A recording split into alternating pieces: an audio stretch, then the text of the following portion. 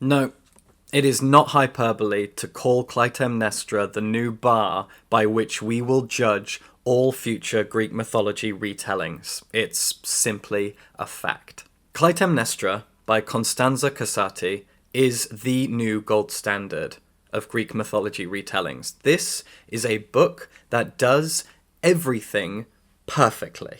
And that's really, really important, obviously. Since, I guess, The Song of Achilles, which is just behind me here by Madeline Miller, Greek mythology retellings have become a genre in and of itself. And as that genre has grown and grown and grown, a lot of fans have waited with bated breath to get bored of it. There must be a point where this genre, which is getting increasingly crowded, becomes overwhelming, the lake dries up, things start to get retread, tropes start to set in, and we start to get tired.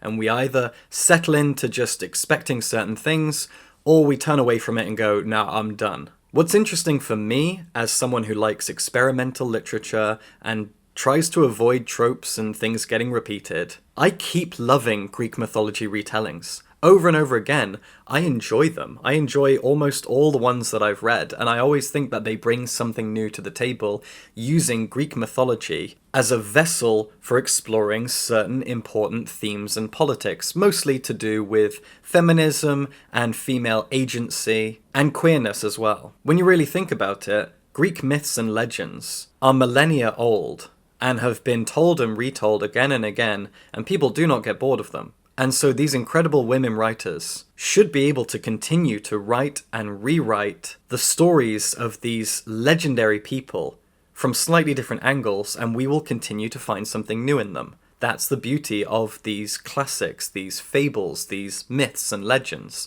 It's the same for the plays of Shakespeare. These things get repeated, they get twisted and changed, they remain fresh for various reasons, and we don't get bored. Clytemnestra is a perfect example of that.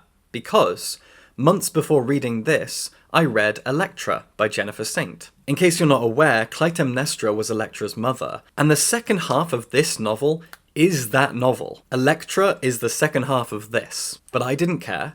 Electra was the last Greek mythology retelling that I read before this one, and as I got to the midpoint of this, and Electra and her sister Iphigenia and other characters started to come in, I was like, yeah, great. I'm familiar with these people. I also went to see the play Burnt City, which is one of the greatest theatrical experiences of my entire life. Again, not hyperbole. I knew all this stuff, and that was fine, that was great, because there are always new things to explore. And I realize now I've gone on a huge rant about this without actually talking about why Clytemnestra is so good. I actually had a point to make right at the beginning that I never quite got to, so here it is. As we settle into expecting these Greek mythology retellings to keep coming, I at least have started to notice certain trends when it comes to the themes, the execution, the way that they're written, the sort of tone and atmosphere and character writing. For example, gods. There's sort of a 50-50 chance when reading one of these Greek mythology retellings that gods will be in it. In the books of Jennifer Saint, there are gods. In the books of Natalie Haynes, there are gods. As far as I remember, in Pat Barker's The Silence of the Girls, which I'm actually about to reread, there are no gods, I don't think. And there are no gods in Clytemnestra. This is just people. No gods, no monsters, just people. So that's one thing to think about. Greek mythology retellings can talk about monsters like Medusa, and gods like Zeus and Hera, or they can just focus on people and make it seem like the gods and monsters are fairy tales. That they are real but unseeable, or they're not real at all, and they are just things that people believe, like religion today. And so in Clytemnestra, characters are constantly talking about gods, but you never see any. Whereas in a lot of other Greek mythology retellings, the gods are real and they make themselves known and they talk to humans. That does not happen here. Which immediately, like with the books of Pat Barker, makes this a far more grounded tale. Everything in it feels more tragic because it feels more real. There are no gods in it, there are no monsters, these are human beings. And so you immediately feel like you care about them more because we live in a world without gods and monsters.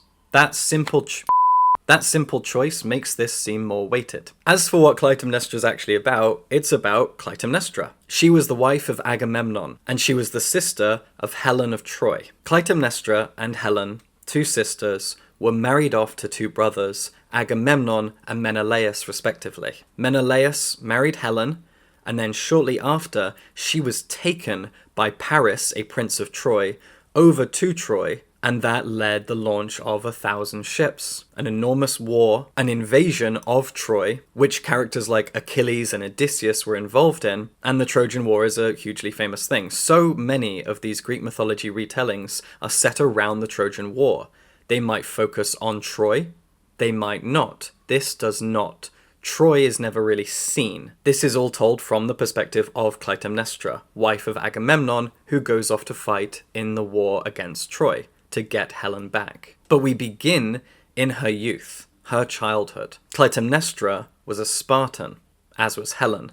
They grew up in Sparta, and she eventually married Agamemnon and became the queen of Mycenae. But for the book's early chapters, we learn about Clytemnestra and how smart she is, how independent she is. We get to know her as a girl, an adolescent, and we also get to meet the man that she first marries. Her first husband was Tantalus of Maeonia, a kind man. Now, this book has a family tree at the beginning of it, a big grid that explains who's connected to whom, and if you're smart, you'll notice that the grid gives certain things away. For example, it shows that Clytemnestra will marry Tantalus and then marry Agamemnon. And it also says that she and Agamemnon will have 4 children, the 2 most famous of which are Electra and Iphigenia. But pretty early in the book, she meets Tantalus, the 2 of them get married, and she becomes pregnant, and she gives birth to a little boy.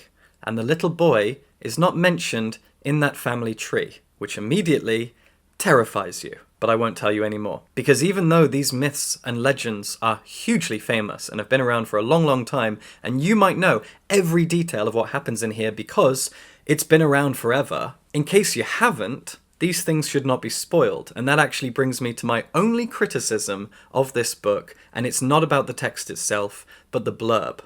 The blurb spoils really important things. And again, these are things that you might already know.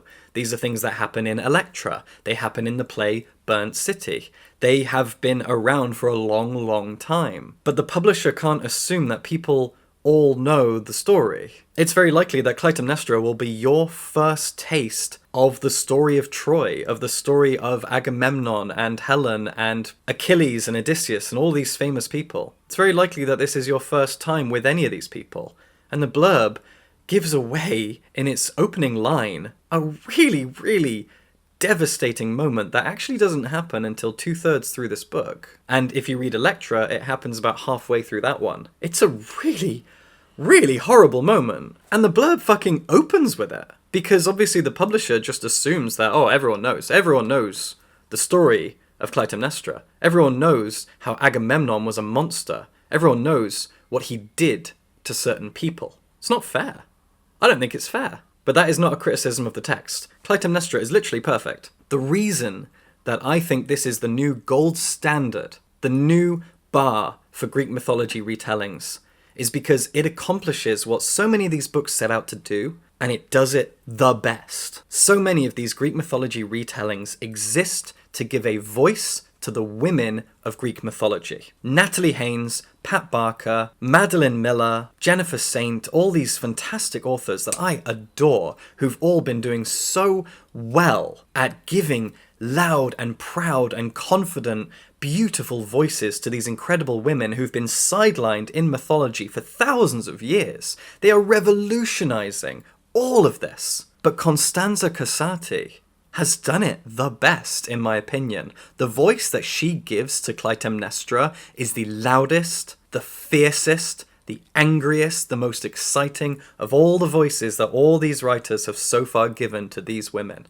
This is a powerful book. At the bottom, you have a kind of tagline that reads, Mother, Monarch, Murderer, Magnificent. When I first saw that, the word magnificent at the end seemed a little bit awkward, a bit cringe. When I finished it, I remember thinking, yeah, she's magnificent. And the cringe just went away. She absolutely is all of those things. She is a smart woman who takes her tragedy and uses it as fuel to burn down the world around her. This is a true Greek tragedy, a real Shakespearean tale, a powerful examination of trauma used as a weapon to fight back against the people who have traumatized us. It's certainly not a lesson. There's nothing to learn from this as such.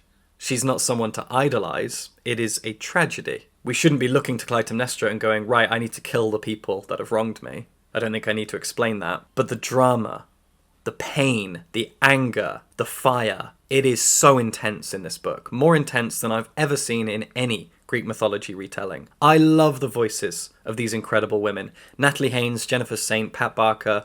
They've written some of my favourite books of recent years. This one's the best. The sheer amount of fire and pain and aggression. It is dark, and that darkness turns to fire. I'm so impressed with this. I could talk about this book for hours. So many of these books give voices to the voiceless.